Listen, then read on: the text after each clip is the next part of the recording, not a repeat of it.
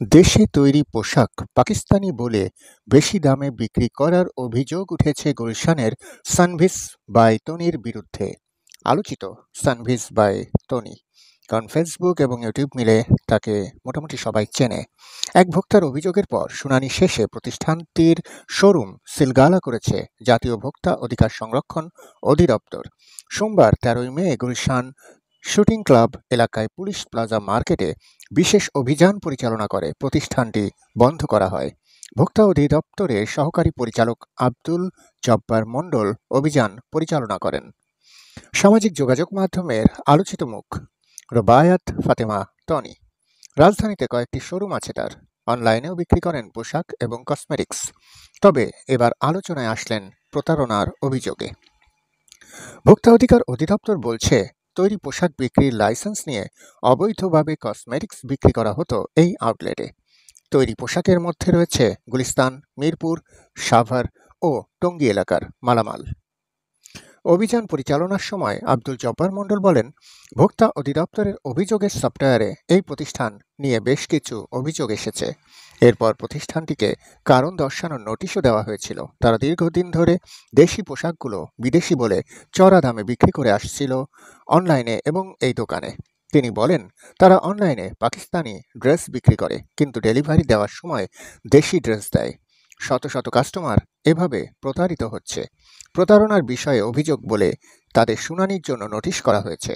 তারা সেটি দেখেও কোনো জবাব দেয়নি। তারা যেহেতু কোনো জবাব দেয়নি, উপস্থিত হয়নি, আমাদের কাছে মনে হয়েছে এসব অভিযোগের সত্যতা রয়েছে। এখানে এসে সেটার প্রমাণ পেয়েছি। তারা পাকিস্তানি ড্রেসের পক্ষে কোনো কাগজপত্র বা প্রমাণ দেখাতে পারেনি। তাদের শুধু ট্রেড লাইসেন্স আছে, সেটা সাধারণ পোশাক বিক্রেতা হিসেবে, বলেন তিনি। আব্দুল জব্বার মণ্ডল আরও বলেন, আমরা তাদের শোরুম বন্ধ করে দিয়েছি। এখন তারা কাগজপত্র নিয়ে ভোক্তা অধিকার সংরক্ষণ অধিদপ্তরে হাজির হয়ে প্রমাণ দেবে। এছাড়া কতগুলো কাস্টমারকে এসব ড্রেস সরবরাহ করা হয়েছে সেসব তথ্য দেবে।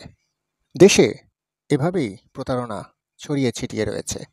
ভোক্তা অধিকার যথাসম্ভব চেষ্টা করছে এই প্রতারণা বা প্রতারক চক্রকে ধরার এবং তাদের প্রতিষ্ঠান জরিমানা সহ বন্ধ করার।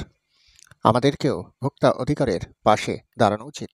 তাদেরকে যথাসম্ভব তথ্য প্রদান করে সহযোগিতা করা উচিত, যাতে দেশের থেকে এই ধরনের প্রতারণা বন্ধ হয়।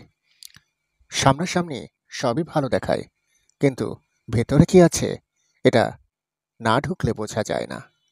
যেমন আজ আলোচিত মুখ সামাজিক যোগাযোগ মাধ্যমের রোবায়াত ফাতেমা তনি যে কাজটা সামনে আসলো, এটা কি আগে থেকে কেউ আন্দাজ করতে পেরেছিলেন? এরকমই অনেক দেশে ছড়িয়ে ছিটিয়ে আছে। তাদেরকে ধরিয়ে দেওয়ার দায়িত্ব বা তথ্য দিয়ে সহযোগিতা করার দায়িত্বটাও আমাদের। ভালো থাকবেন, সুস্থ থাকবেন, চ্যানেলটি সাবস্ক্রাইব করে সাপোর্ট করবেন।